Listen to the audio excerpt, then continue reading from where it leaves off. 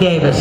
As part of Central Virginia's advocacy community, Eileen Davis has worked as a professional nurse, community advocate for the uninsured, and in issues of healthcare disparity, and she's an adjunct professor in Central Virginia.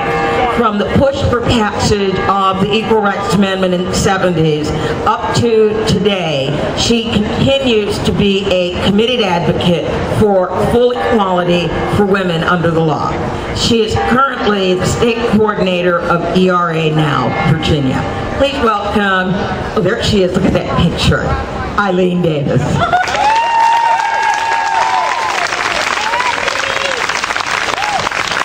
What a beautiful day.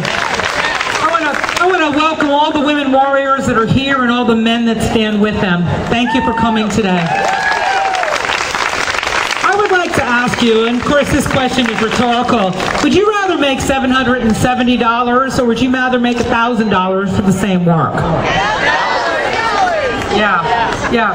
The fact is that since the early 70s, that number has only gone up 1 penny. When I was a 20-year-old kid fighting for equal rights, it was 76 cents for a man's dollar, and now it's 77 cents. We really have a long way to go. And I'm off my own script, but I want to tell you that I went to Normandy a couple of years ago, and I was overwhelmed by the fact that when I was there were 113 women buried at Normandy that were injured during the Battle of Normandy in World War II. Raise your hand if you knew that.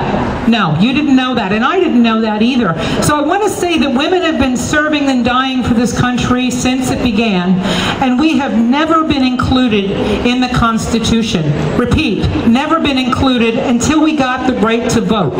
And it is the only constitutional protection that we have. The only one.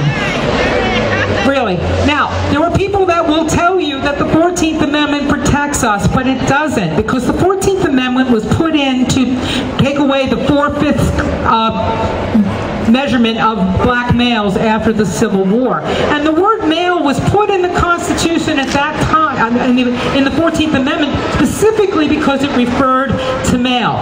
And to those of you who people tell you, well, the 14th Amendment covers women, if that were true, why did it take another 70 years and a constitutional amendment just to get us the right to vote? If that were true. It's not true. And without a constitutional equal rights amendment, women are and will continue to be subject to the political whims of the political times that we live in. Oliver Wendell Holmes said that in the 1800s when he was looking back 100 years earlier. The Constitution is an organic document and will be defined by the time we live in. Unless we have the strict scrutiny of constitutional equal rights, we do not have full and equal constitutional equal rights. And as Colonel Thornburg said, Souter said it, but so did Anthony Scalia and so did Ruth Bader Ginsburg. That's 3 of them. And the other Supreme Court justices have not rendered an opinion on whether or not constitutional protection based on gender of women in the Constitution exists. It does not. So, 72% of the people in this country think that it does. And that is because 35 states have ratified it. So if you grew up in a ratified state, you surrounded by ratified states, and your state has ratified, you might grow up thinking that it happened back in the 70s, but it didn't. Now, unfortunately, but not surprisingly, Virginia is not one of those ratified states. We are one of those states, sadly, that holds the entire country hostage to a lack of Equal Rights Amendment ratification. We here in Virginia need to make this changed. We have to get this done. Senator George Barker put it in, and it didn't even have the dignity of a debate. They didn't even let it out of committee. They didn't even want to have the debate. We need to say to them, you will have this debate. You will explain to us why we do not have constitutional, full and inclusive constitutional equal rights. We want you to explain that to us. Now, what I'd like to also end with is I would also like to tell you that there is another issue at hand here, and this is called the Women's Treaty. An acronym for it is CEDAW. Go home and look it up. The Women's Treaty is an international treaty that basically says that anyway, there are only 5 countries that have not ratified the Women's Treaty internationally. They are Somalia, Sudan, Palau, Tonga, and the United States. Isn't that horrible? Yes. And the reason that we haven't ratified it, the Women's Treaty, is because it bumps up against our non-ratification of an Equal Rights Amendment. So if we think that we're becoming less, like there are some young women who think, well, we don't really need equal rights anymore. We've gradually accumulated our rights. Yeah, you've got to, we complained about this, they gave us a law. We complained about that, they gave us a law. But, it's just kind of like putting a little bit of spit on the roof, but it doesn't fix the leak. Okay? It's a simple justice, long overdue, and unless we get the constitutional protection, everything else is just not enough. And the fact that we can't ratify an international women's treaty because it is in opposition to our own lack of ratification of equal rights really tells us that it's a relevant issue today. It really tells us that. And the thing that I want to also point out is that internationally, when Iraq and Afghanistan did their constitution, we made them put an equal protection clause for women in their constitution, and we don't have it ourselves. Come on. We all need to know that. You need to spread the word. You need to spread the information. You need to understand that Colonel Thornburg is right. Everything else is a diversion. All of these other issues, violence against women, they won't even let Fair Pay Equity Act out.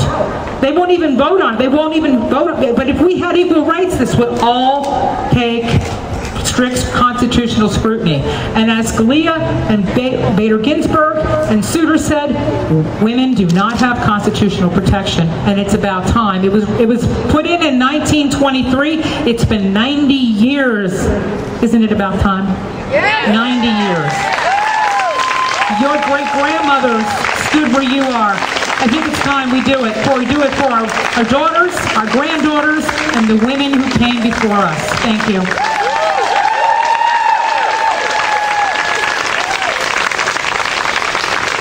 Thank you, Eileen Davis. It's been a great afternoon, hasn't it? Yeah. All right. I'd like to thank all of our speakers today and all the groups that actively participated. And I especially like to thank you for coming out and spending such a beautiful Saturday afternoon with us. We hope that you will be active advocates for women's rights and issues. We want to thank the women who worked so hard to put this rally together.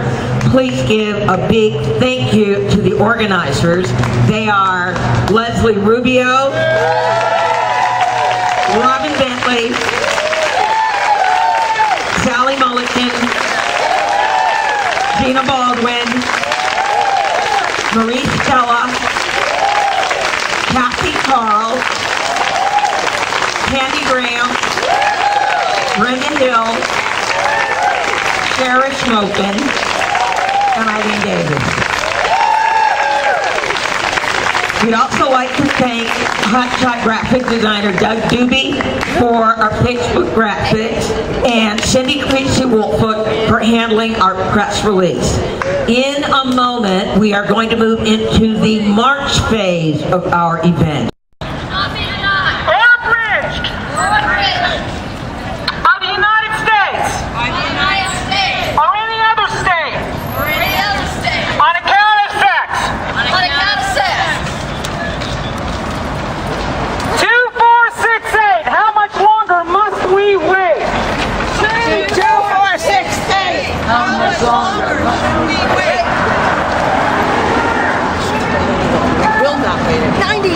Long enough.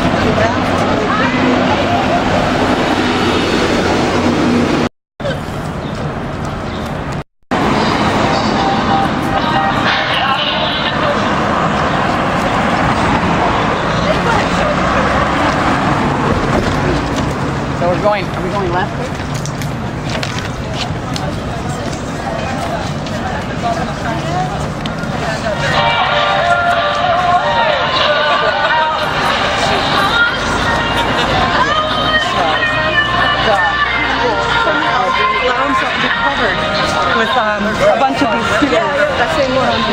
across the